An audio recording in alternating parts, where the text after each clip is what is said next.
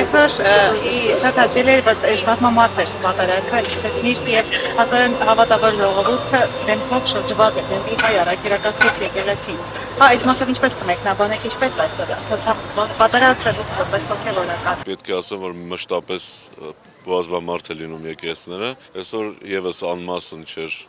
մեր եկեղեցում հավատացյալների բազմությունը, մշտապես մեզ մոտ այդպես է, փառք Աստծո, մեր եկեղեցին Աստծո օրհնությամբ մշտապես լեցուն է։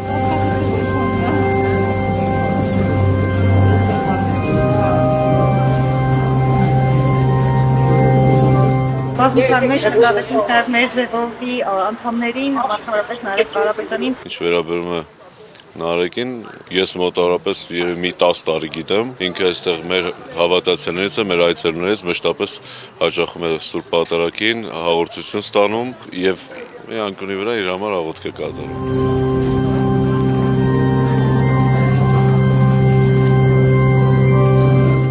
Այս նվիրական օրով գիտեք այսօր Սուրբ